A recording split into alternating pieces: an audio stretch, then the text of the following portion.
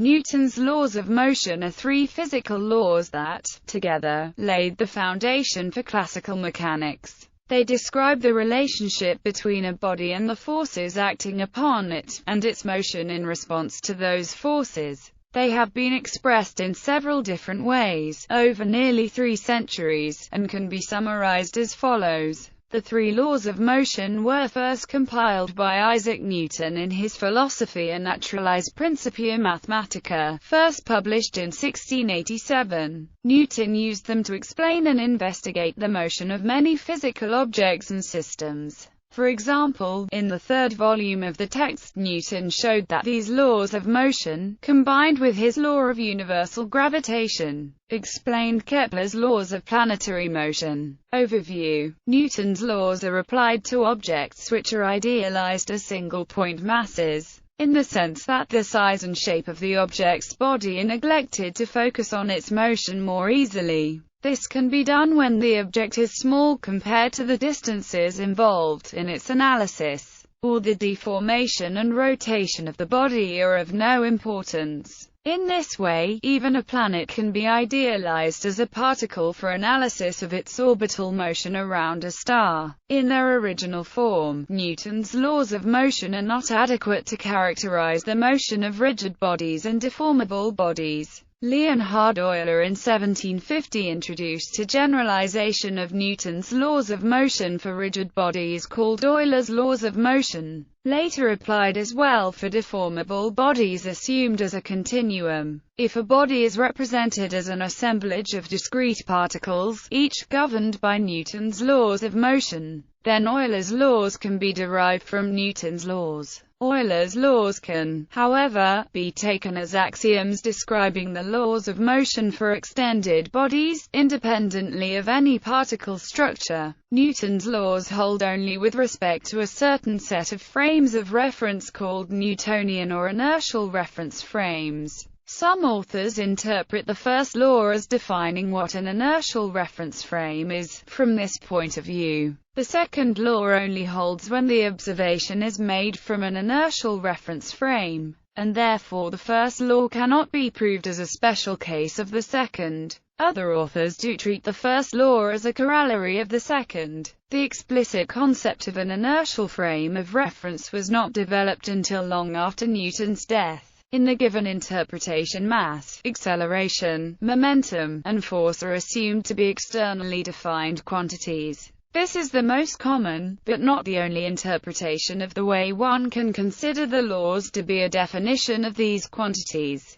Newtonian mechanics has been superseded by special relativity, but it is still useful as an approximation when the speeds involved are much slower than the speed of light. Newton's first law. The first law states that if the net force is zero, then the velocity of the object is constant. Velocity is a vector quantity which expresses both the object's speed and the direction of its motion. Therefore, the statement that the object's velocity is constant is a statement that both its speed and the direction of its motion are constant. The first law can be stated mathematically as consequently, an object that is at rest will stay at rest unless an external force acts upon it. An object that is in motion will not change its velocity unless an external force acts upon it. This is known as uniform motion. An object continues to do whatever it happens to be doing unless a force is exerted upon it. If it is at rest, it continues in a state of rest. If an object is moving, it continues to move without turning or changing its speed.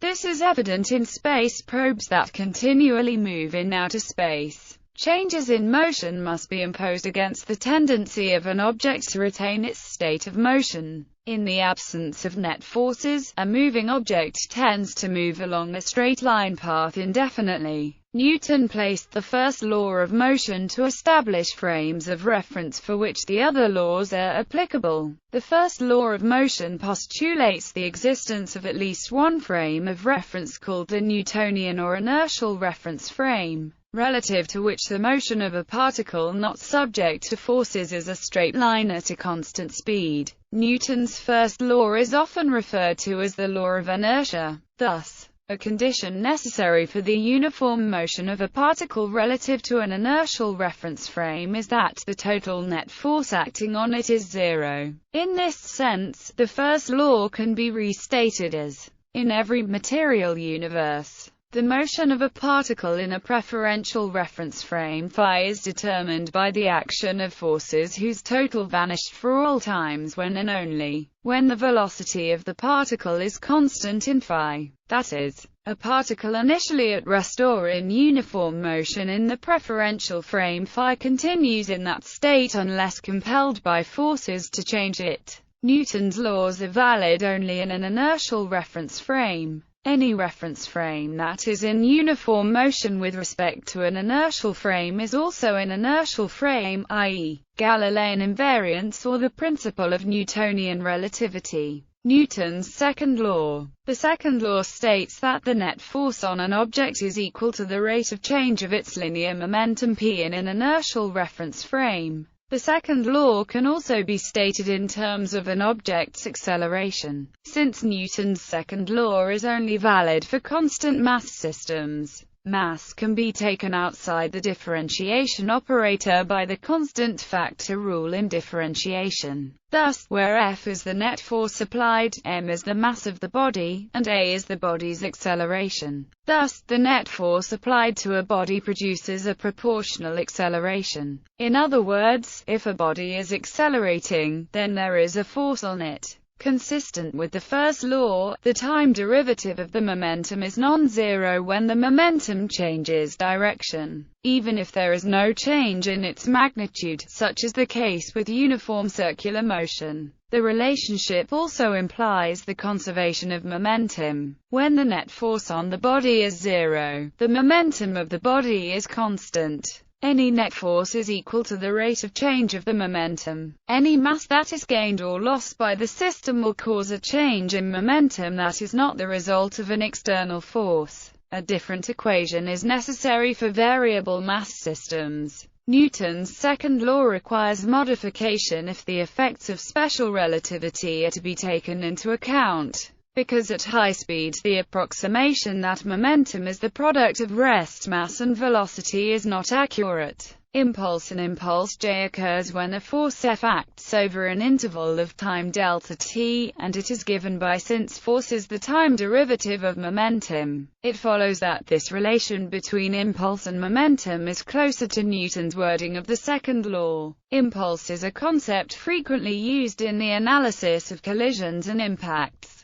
Variable mass systems, like a rocket burning fuel and ejecting spent gases, are not closed and cannot be directly treated by making mass a function of time in the second law, that is, the following formula is wrong. The falsehood of this formula can be seen by noting that it does not respect Galilean invariance. A variable mass object with F equals 0 in one frame will be seen to have F0 in another frame. The correct equation of motion for a body whose mass m varies with time by either ejecting or accreting mass is obtained by applying the second law to the entire constant mass system consisting of the body and its ejected, accreted mass. The result is where u is the velocity of the escaping or incoming mass relative to the body. From this equation one can derive the equation of motion for a varying mass system, for example, the Tsiolkovsky rocket equation. Under some conventions, the quantity u dm, dt on the left-hand side, which represents the advection of momentum, is defined as a force and is included in the quantity F. Then, by substituting the definition of acceleration, the equation becomes F equals ma. Newton's third law.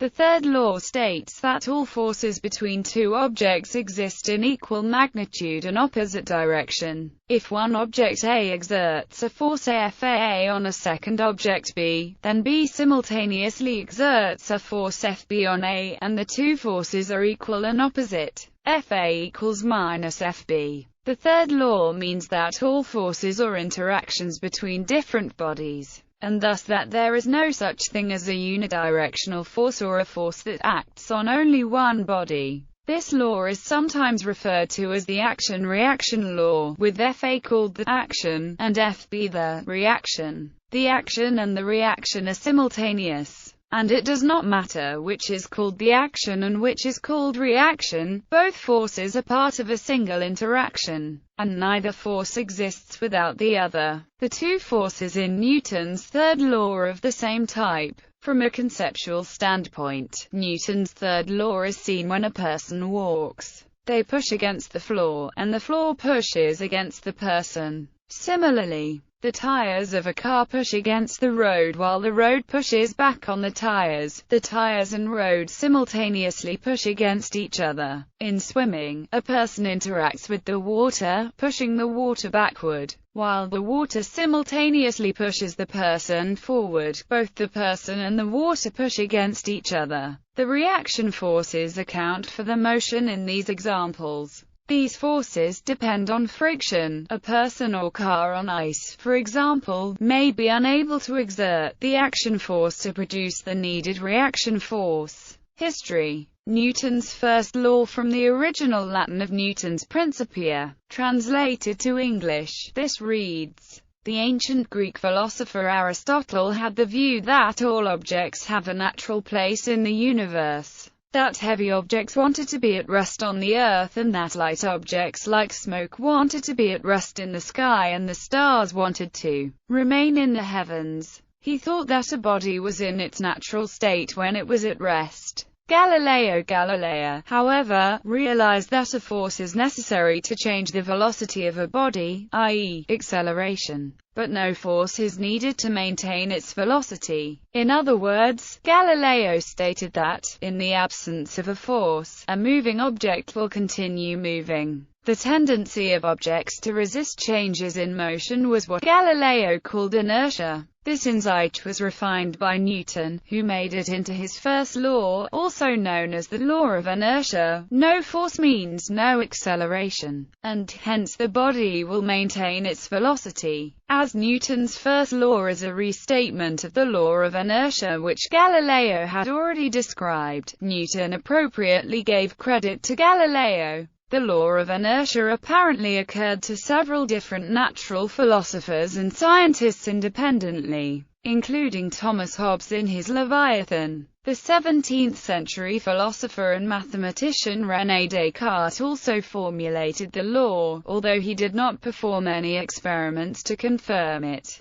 Newton's second law. Newton's original Latin reads: this was translated quite closely in Mott's 1729 translation as, according to modern ideas of how Newton was using his terminology, this is understood, in modern terms, as an equivalent if the change of momentum of a body is proportional to the impulse impressed on the body, and happens along the straight line on which that impulse is impressed. This may be expressed by the formula F equals p, where p is the time derivative of the momentum p. This equation can be seen clearly in the Wren Library of Trinity College, Cambridge, in a glass case in which Newton's manuscript is open to the relevant page. Mott's 1729 translation of Newton's Latin continued with Newton's commentary on the second law of motion, reading: if a force generates a motion, a double force will generate double the motion, a triple force triple the motion, whether that force be impressed altogether and at once, or gradually and successively. And this motion, if the body moved before, is added to or subtracted from the former motion, according as they directly conspire with or are directly contrary to each other, or obliquely joined when they are oblique, so as to produce a new motion compounded from the determination of both. The sense or senses in which Newton used his terminology, and how he understood the second law and intended it to be understood, have been extensively discussed by historians of science, along with the relations between Newton's formulation and modern formulations. Newton's third law translated to English. This reads: Newton's scholium to this law: whatever draws or presses another is as much drawn or pressed by that other. If you press a stone with your finger, the finger is also pressed by the stone. If a horse draws a stone tied to a rope, the horse will be equally drawn back towards the stone. For the distended rope, by the same endeavor to relax or unbend itself, will draw the horse as much towards the stone as it does the stone towards the horse, and will obstruct the progress of the one as much as it advances that of the other. If a body impinges upon another, and by its force changes the motion of the other, that body also will undergo an equal change, in its own motion,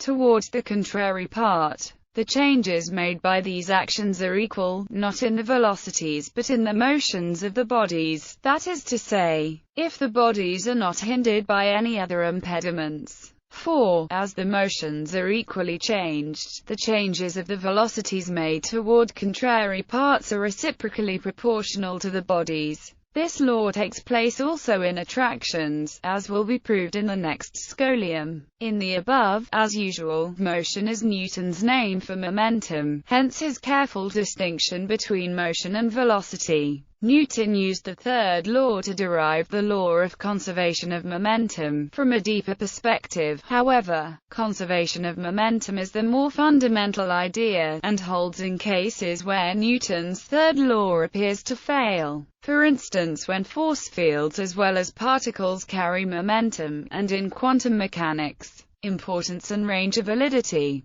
Newton's laws were verified by experiment and observation for over 200 years, and they are excellent approximations at the scales and speeds of everyday life. Newton's laws of motion, together with his law of universal gravitation and the mathematical techniques of calculus, provided for the first time a unified quantitative explanation for a wide range of physical phenomena. These three laws hold to a good approximation for macroscopic objects under everyday conditions. However, Newton's laws are inappropriate for use in certain circumstances, most notably at very small scales, very high speeds or very strong gravitational fields. Therefore, the laws cannot be used to explain phenomena such as conduction of electricity in a semiconductor, optical properties of substances, errors in non-relativistically corrected GPS systems and superconductivity.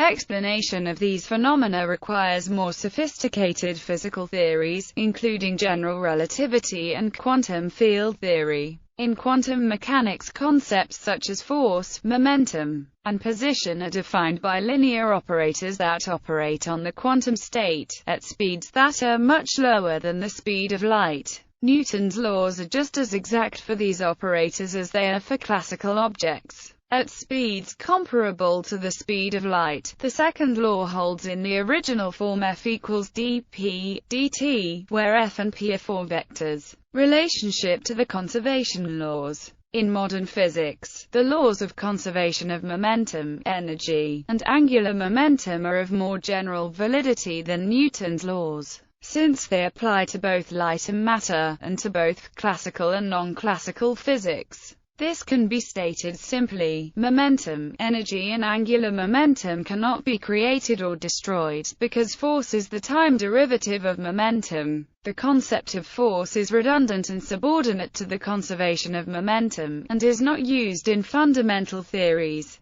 The Standard Model explains in detail how the three fundamental forces known as gauge forces originate out of exchange by virtual particles. Other forces such as gravity and fermionic degeneracy pressure also arise from the momentum conservation. Indeed, the conservation of full momentum in inertial motion via curved spacetime results in what we call gravitational force in general relativity theory. Application of space derivative to overlapping wave functions. A pair of fermions results in shifts of maxima of compound wave function away from each other, which is observable as repulsion of fermions. Newton stated the third law within a worldview that assumed instantaneous action at a distance between material particles. However, he was prepared for philosophical criticism of this action at a distance, and it was in this context that he stated the famous phrase, "I feign no hypotheses." In modern physics, that action at a distance has been completely eliminated, except for subtle effects involving quantum entanglement. However, in modern engineering and all practical applications involving the motion of vehicles and satellites, the concept of action at a distance is used extensively. The discovery of the second law of thermodynamics by Carnot in the 19th century showed that every physical quantity is not conserved over time, thus disproving the validity of inducing the opposite metaphysical view from Newton's laws. Hence, a steady-state worldview based solely on Newton's laws and the conservation laws does not take entropy into account.